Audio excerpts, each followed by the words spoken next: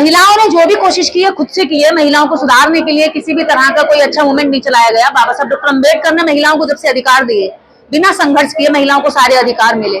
मैं ये मानती हूँ आज अगर कुछ संख्या में महिलाएं निकल कर आ रही हैं, चंद मुट्ठी भर महिलाएं, तो वो चंद मुट्ठी भर महिलाएं इसमें बधाई की पात्र है जो मेहनत कर रही है। बाकी तो अधिकांश संख्या में महिलाएं पाखंड और निस्वार्थ के अंदर आराम से लिप्त हैं, उसी में लोटपोट हो रही हैं, उसी में आनंद ले रही हैं। तो जो महिलाएं निकल करके इस कारवां को आगे बढ़ा रही हैं, जो इसको मजबूती दे रही हैं, हम उनको निराश नहीं कर सकते। वो उनकी वजह से जो नहीं कर रही हैं, तो करने वाली महिलाओं को मैं बहुत बहुत बधाई देती हूँ और ना करने वालियों को आगाह करती हूँ कि जल्दी से उठिए और अपने बच्चों को बचाइए इस पाखंड से और अंधविश्वास से। आप कुछ कहना चाहेंगे क्योंकि आप बहुत मेहनत करती हैं और इस एरिया में बड़ा काम करती हैं। आप खासतौर से यहाँ पर 80% पॉपुलेशन जो है अपने बहुजन समाज की रहती है, आप क्या कहना चाहेंगे? देखिए, मेरी पूरी कोशिश है महिलाओं को जागरूक करने की, और वो कोशिश आज आप यहाँ सभी लोग हैं देख भी रहे हैं। कार्यक्रम होते हैं, महिलाओं की संख्या पुरुषों से ज्यादा होती है, तो ये महिलाओं की अपनी कोशिश है। महिलाओं ने अपने आप से ठाना है कि हमें बाबा साहब के मिशन को बढ़ाना है।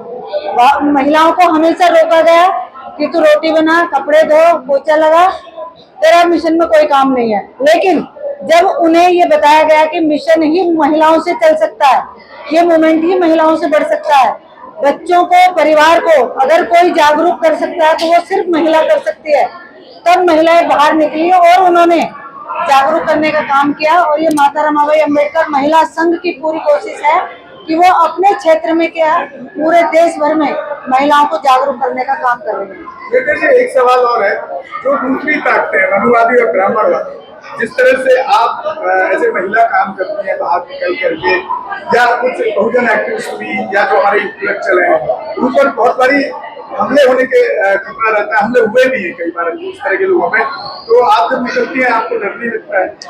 देखिए, जो मूर्खों का जो झुंड होता है उनसे हमेशा डरना चाहिए और मूर्खों के झुंड में जाने से भी बचना चाहिए, क्योंकि मूर्खों के झुंड में ज्ञान की कोई कीमत नहीं होती है। ज्ञान उनको भड़का सकता है, उनको उत्पाती मचाने के लिए अग्रेसिव कर सकता है। तो ऐसी स्थिति में हमें जरूरत है कि हम अपने लोगों में पहले जाएं, जो वास्तव में शांति प्रिय लोग हैं, जो समझने लायक लोग हैं, हम पहले अपने लोगों में जाके उनको जगा रहे हैं। और हमारे हर शब्द का जो मीनिंग है वो कहीं ना कहीं इस देश की तरक्की, इस देश के लोगों के लिए है, इस देश को उन्नति के लिए है, ना कि हम किसी के विरोध में है। डर तब लगना चाहिए जब हम चोरी कर रहे हो, जब हम किसी का बुरा कर रहे हो। डर तब लगना चाहिए जब हम किसी का नुकसान करने निकले हो। हम किसी का नुकसान करने नहीं निकले, इसलिए हम डरते भी नहीं है। हम बाबा साहब डॉक्टर अम्बेडकर के बच्चे हैं, हम बुद्ध के विचार को लेकर निकले, तो हमें डरने की क्या जरूरत है? डरते तो वो लोग हैं हमसे जो पाखंड और अंधविश्वास के जरिए हमारे समाज को पूरा मूर्ख बनाकर अपनी दुकानें चला रहे हैं। तो वो हमसे डरते हैं, हमसे भयभीत रहते हैं और उस डर के तहत वो हमें धमकाने की भी कोशिश करते हैं। पर हमें लगता है कि ये डर और ये धमकाना उनका जब वो डॉक्टर अम्बेडकर पे काम नहीं आया, जब बुद्ध पे काम नहीं आया, कबीर पे, रैदास पे और ज्योतिबा फूले, सावित्रीबाई फूले पे काम नहीं कर पाया, तो हम पे भी क्या कर पाएगा?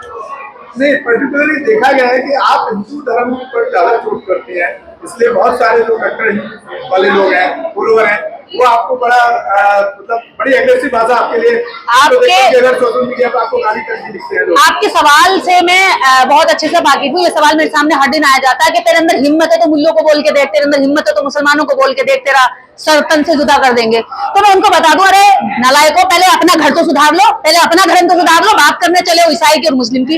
अरे तुम्हारे हिंदू धर्म में 6743 जातियां हैं, तुम्हारे हिंदू धर्म में औरत को पैर की जूती माना जाता है, तुम्हारे हिंदू धर्म में दलित को, अछूत को इंसान नहीं माना जाता, जानवरों से बदतर माना जाता है, और बात करते हैं दूसरे धर्म को सुधारने की। तो मैं वो वाली नहीं हूँ कि छितरा सुधार चाहूँ, दूसरे के घर में घुस के झांकू, दूसरे के धर्म में झांकू। मैं पहले अपना धर्म सुधारूंगी, अपने धर्म में झांकूंगी। जिस धर्म ने मुझे गुलाम बनाया, जिस धर्म ने मेरे बाप को, दादा को, परदादा को गुलामी के रास्ते उनकी रीढ़ की हड्डी कमजोर करी, मैं पहले उस धर्म से सवाल करूंगी या अड़ोसी पड़ोसी से सवाल करूंगी? तो भैया, ये जो आपका सवाल है, ये जो लोग बोलते हैं, मैं उनको बता दूं, हालांकि मेरे ऊपर ये आरोप लगता रहता है कि तुम एक धर्म को टारगेट करती हो, तो सुनो, मैं अंधविश्वास और पाखंड को टारगेट करती हूँ, लेकिन एक धर्म विशेष के लोग आकर के मुझे टारगेट करते हैं। सच्चाई ये है। और मैं दलितों की, महिलाओं की, पिछड़ों की और SC ST OBC अल्पसंख्यक की, उन गरीबों की, मजलूमों की आवाज उठाने का कोशिश करती हूँ, तो मेरी आवाज को म्यूट करने के लिए गालियां दी जाती हैं, धमकियां दी जाती हैं, और तो और रेप तक की धमकियां मेरे सामने आती हैं। जो ऐसे घृणित और नग्न सोच के लोग हैं, वो खुले आम सोशल मीडिया पर मेरे खिलाफ एजेंडा चलाते हैं कि निर्देश सिंह को गिरफ्तार करो, अरेस्ट निर्देश सिंह का ट्रेंड चलाते हैं ट्विटर पर। तो ऐसे नालायकों को मैं बता दूं, निर्देश सिंह एक खरा सोना है, निर्देश सिंह उस आग में तप करके उस विचारधारा से तैयार होकर के एक विचारधारा है, वो कोई इंसान नहीं है, वो कोई शरीर नहीं है। अगर मुझे मारोगे तो मेरे जैसे लाखों तैयार है, मेरे मरने के तुरंत बाद उस विचार को आगे बढ़ाएंगे। आज मैं 2 हाथों से 2 पैरों से विचारधारा बढ़ा रही हूँ, कल मेरे जो सिखाए हुए लोग हैं वो 1000 हाथों से 1000 पैरों से विचारधारा को बढ़ाएंगे। तो निर्देश मरने वाली नहीं है, ये याद रखना। एक सवाल और है, बाबा साहब अम्बेडकर ने कालाराम आंदोलन चलाया, मतलब जिस तरह से आपने कहा कि पहले मैं अपने घर में जाती, यानी कि हिंदू धर्म में, बिल्कुल बिल्कुल, उन पर आप चोट करती हैं, उनको सुधारना चाहती हैं। बिल्कुल। जब बाबा साहब अम्बेडकर ने कालाराम आंदोलन किया, चारधार तालाब का आंदोलन किया, पानी के लिए, वो इसमें सुधार नहीं कर पाए, तो आपको हिंदू धर्म में सुधार होने के लिए करेक्ट उम्मीद कैसे लगती है? करेक्ट। अब मैं इस बात पर, आपने कहा कि मैं हिंदू धर्म को कैसे सुधार सकती, बाबा साहब अम्बेडकर नहीं सुधार पाए, सही बात। मुझे इनके धर्म को सुधार कर इस धर्म में रहना नहीं है। मैं तो अपने लोगों से बोलती हूँ कि इस धर्म में तुम्हारा सुधार कभी जिंदगी में हो नहीं सकता, कभी तरक्की हो नहीं सकती। मैं दोनों चीजों को सामने रखती हूँ। मैं एक तरफ धर्म ग्रंथ पढ़ती हूँ जिनकी वजह से इनकी गुलामी हुई, एक तरफ संविधान पढ़ती हूँ जिनकी वजह से इनको गुलामी से आजादी मिली। तो दोनों में कंपैरिजन करके मैं इनको बताती हूँ कि तुम्हारा भला किसमें है। और इस बात को सुनकर के समाज जागता है, जागरूक होता है, और वो धर्म ग्रंथों को छोड़कर, पाखंड को छोड़कर संविधान की ओर आता है, विज्ञान की ओर आता है, बुद्ध की ओर आता है, अम्बेडकर की ओर आता है। तो इस बात से उन दुश्मनों को जलन होती है, मेरे से दुश्मनी लेते हैं, जबकि मेरा व्यक्तिगत कभी मैंने किसी को टारगेट नहीं किया। मैंने आज तक, मेरा जब से मैंने काम करना शुरू किया 13-14 साल हो गए, मेरा रिकॉर्ड, मैंने कभी किसी को व्यक्तिगत रूप से न नाम लेकर गाली दी है, न नाम लेकर टारगेट किया, ना ही अपने समाज के, न समाज के बाहर के, किसी धर्म को। हाँ, मैंने उन लोगों को जरूर कहा है जो काल्पनिक होने के बाद भी हमारे समाज के दिमाग पर पूरी तरीके से कब्जा जमाए हुए हैं। उन्हें सड़कों पर नंगा चलने के लिए मजबूर करते हैं, उन्हें कावड़ ढोने के लिए मजबूर करते हैं, उन्हें वैष्णो देवी जाने के लिए मजबूर करते हैं। वो अपनी मरती माँ को 2 रुपए की दवाई नहीं दे सकता, लेकिन लाखों रुपए खर्च करके कांवड़ की यात्रा करता, तो मैं उसको बताती हूँ कि तेरी असली देवी तेरी माँ है, वैष्णो देवी में कोई जान नहीं है। तो मेरा ये अपराध हो गया। अगर ये अपराध है तो लगाओ मुझे, किस अपराध के लिए मुझे फांसी लगाओगे?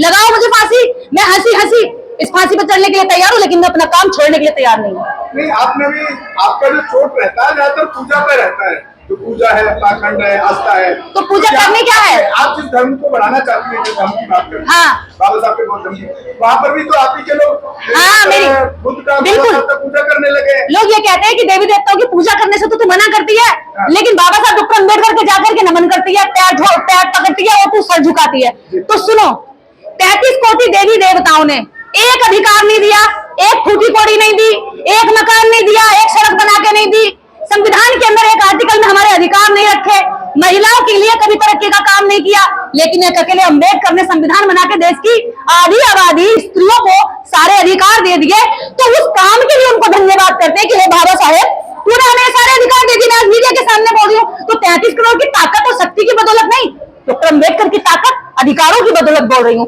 तो मैं इनसे कुछ मांगती नहीं हूँ कि भैया तुम जो है कुछ मुझे दे दियो, इन्होंने सब कुछ दे दिया है, उसके लिए इनको जो है आभार व्यक्त करते हैं।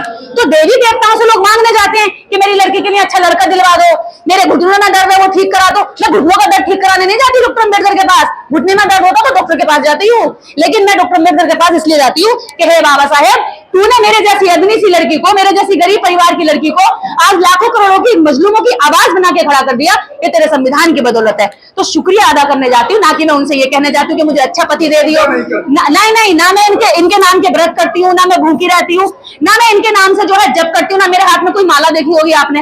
बस हाँ, धन्यवाद ज्ञापित करती हूँ। अगर इन्होंने मेरे लिए कुछ अच्छा किया तो मैं मीना जी का भी धन्यवाद ज्ञापित करती हूँ। आ जाती, मैंने आपका धन्यवाद ज्ञापित किया कि आपने ये कार्यक्रम किया, आप लोग अच्छा काम कर रहे हैं, मैं आपका भी धन्यवाद ज्ञापित करूंगी। तो ये धन्यवाद ज्ञापित करने का मेरा तरीका है, हमारे लोगों का तरीका है, ना कि कुछ मांगने का। मेरे घुटने में दर्द होगा, मेरे सर में दर्द होगा तो मैं दवाई खाऊंगी, बाबा साहब के यहाँ फूल चढ़ा के अगरबत्ती लगा के नहीं दूंगी भैया मेरे सर का दर्द ठीक कर दो, क्योंकि मुझे पता है होने वाला नहीं है। तो इसलिए ऐसी बातें, वाहियात बातें, ऐसे बेकार के सवाल हमारे लोगों से जहां भी होते हैं वो इसका जवाब देना सीखें। Thank you. कार्यक्रम बहुजन समाज की महिलाओं के द्वारा किया गया है, जो भारत की असली शासक और वीरांगनाएं महिलाएं हैं, जो माता रमाबाई अंबेडकर संस्था के माध्यम से ये कार्यक्रम को आयोजित किया गया है, जिसकी मुख्य आयोजक मीना जी हैं और वो साथी हैं, उनकी हमारी टीम है, बाकी लोग वहां पर बैठे हुए हैं, तैयारी चल रही है।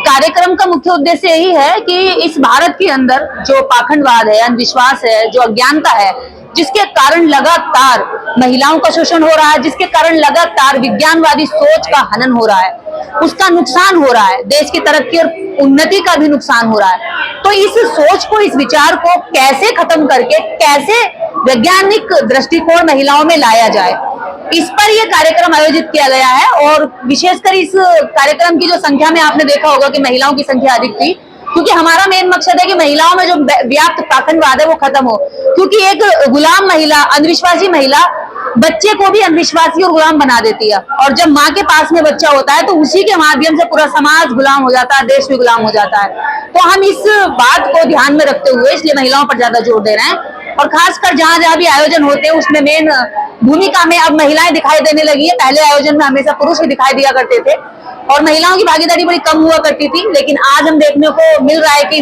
आयोजन से लेकर के श्रोताओं की भीड़ में भी महिलाओं की संख्या है। तो ये बहुत खुशी की बात है और ये जागरूकता का प्रमाण है कि ये महिलाएं जाग रही हैं और देश को जगाने का काम ये बहुजन समाज की महिलाएं ही करेंगी।